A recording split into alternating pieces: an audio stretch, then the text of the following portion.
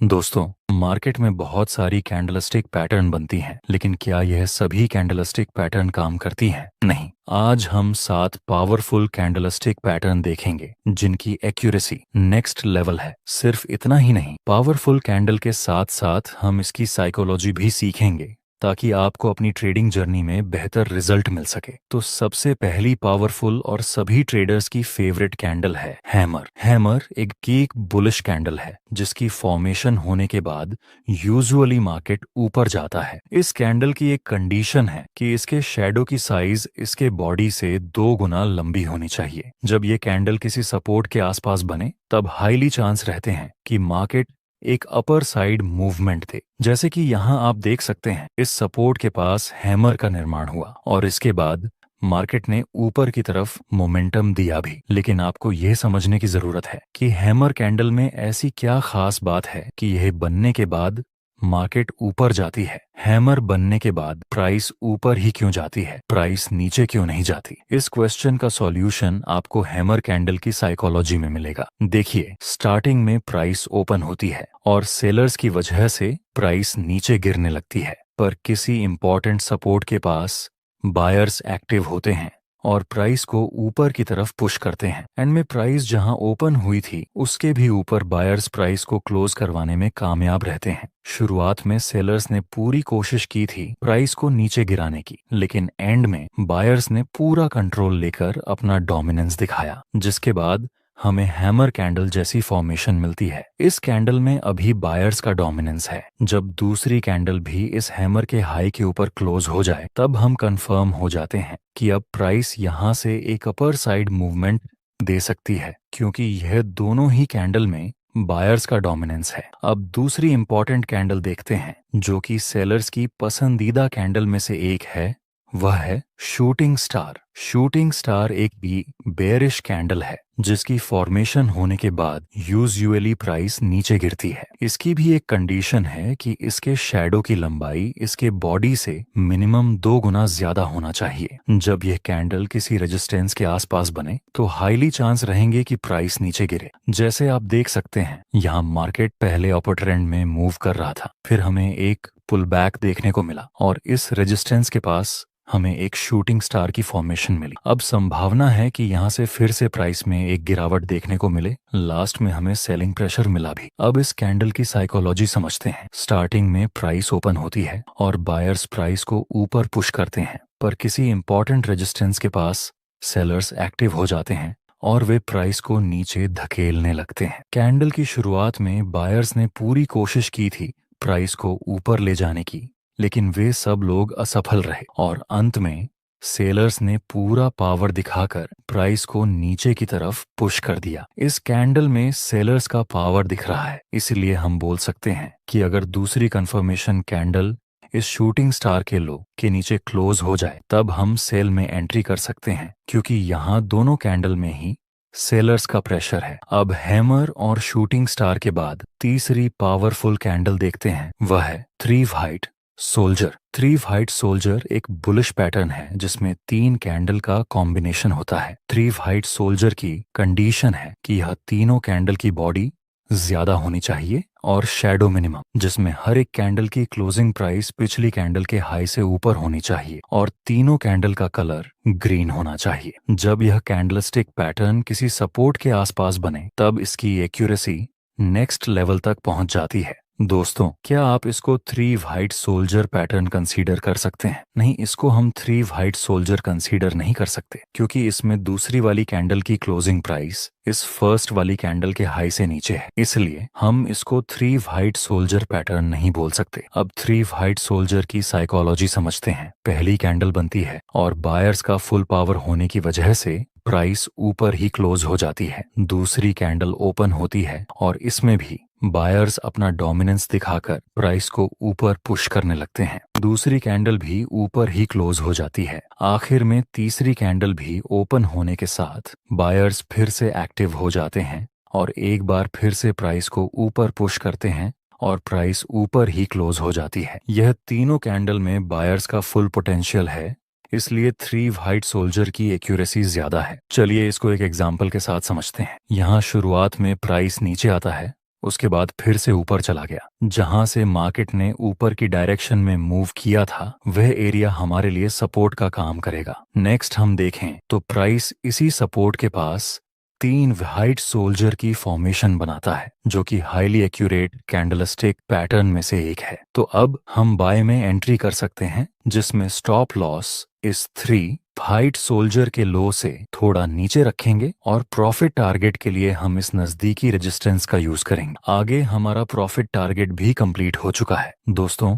आपके लिए एक क्वेश्चन है कि हैमर की एक्यूरेसी ज्यादा है या फिर 3 व्हाइट सोल्जर की? वीडियो को पॉज करें और आंसर अपने दिमाग में रेडी रखें। अगर आपने यह दोनों कैंडल की साइकोलॉजी ठीक से समझी होगी तो आप इसका आंसर तुरंत देखिए। हैमर कैंडल में भी बायर्स का पावर होता है और 3 व्हाइट सोल्जर में भी, लेकिन हैमर में सिर्फ एक कैंडल को बायर्स का पावर मिलता है, जहां 3 व्हाइट सोल्जर में तीनों ही कैंडल को बायर्स का पावर मिलता है। इसलिए 3 व्हाइट सोल्जर की एक्यूरेसी ज्यादा रहती है इन कंपैरिजन टू हैमर। आपकी नेक्स्ट हाईली एक्यूरेट कैंडल है 3 ब्लैक क्रो। इसमें तीनों कैंडल का इतना है कि 3 ब्लैक क्रो में तीनों कैंडल का कलर रेड होना चाहिए। बाकी सारी कंडीशन 3 व्हाइट सोल्जर जैसी ही हैं। यहाँ पर आप देख सकते हैं प्राइस पहले ऊपर जाता है, फिर एक हल्का सा पुल बैक के साथ नीचे गिरता है। जहां से प्राइस नीचे गिरा उस एरिया को हम एज अ रेजिस्टेंस यूज कर सकते हैं। आगे प्राइस इस रेजिस्टेंस के पास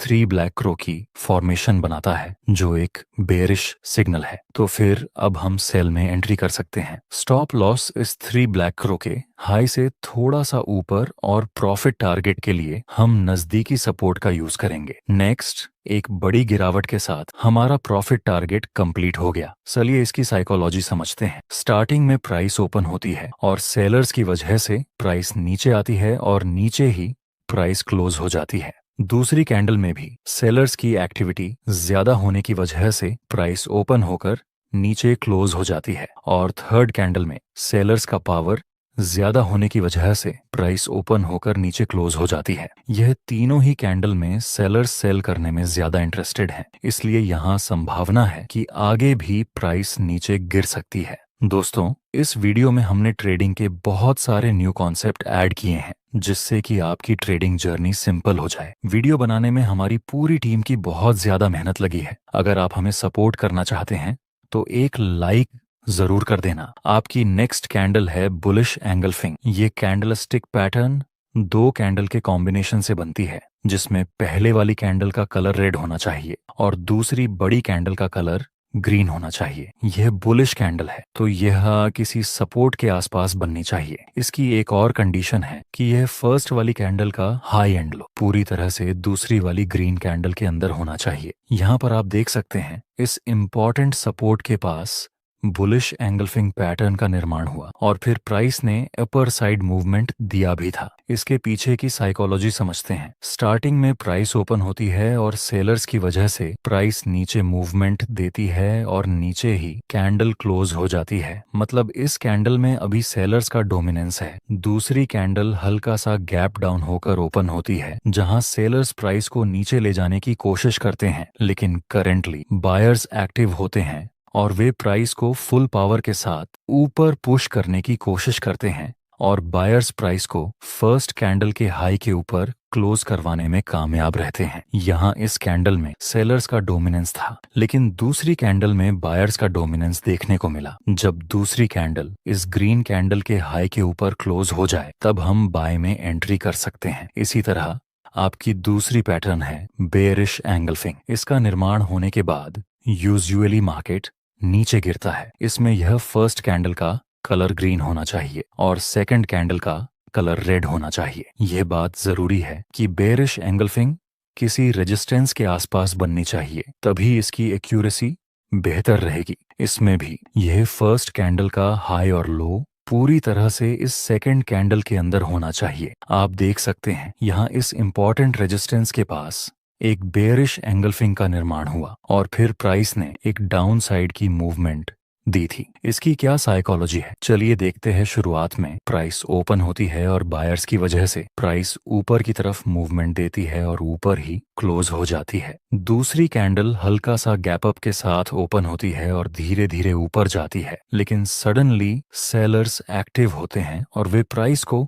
बहुत ही ज्यादा नीचे ले जाते हैं। लास्ट में दूसरी कैंडल फर्स्ट कैंडल के लो के नीचे क्लोज हो जाती है। इस फर्स्ट कैंडल में बायर्स का डोमिनेंस था, लेकिन दूसरी कैंडल में सेलर्स ने अपना पोटेंशियल दिखाया। जब कंफर्मेशन कैंडल इस रेड कैंडल के नीचे क्लोज हो जाए तब हम सेल में एंट्री कर सकते हैं। आपकी आखिरी कैंडलस्टिक पैटर्न है डोजी। दोस्तों, डोजी एक इंडिसीजन कैंडल है। डोजी कई तरह की होती है, जैसे कि dragon fly doji, long leg doji, common doji, लेकिन आपको इसको इतना कॉम्प्लिकेटेड नहीं करना है, आपको इसे सिंपल ही रखना है। देखिए, डोजी में जो बॉडी होती है वह बिल्कुल ही ना के बराबर होती है और लंबे शैडो होते हैं। इसको आप बाय करने के लिए भी यूज कर सकते हैं और सेल करने के लिए भी यूज कर सकते हैं। कैसे, आइए देखते हैं। जब किसी इंपॉर्टेंट सपोर्ट के पास डोजी कैंडल मिले और दूसरी कैंडल डोजी के हाई के ऊपर क्लोज हो जाए तब आप बाय में एंट्री कर सकते हैं। इसी तरह जब डोजी किसी इंपॉर्टेंट रेजिस्टेंस के पास बने और दूसरी कंफर्मेशन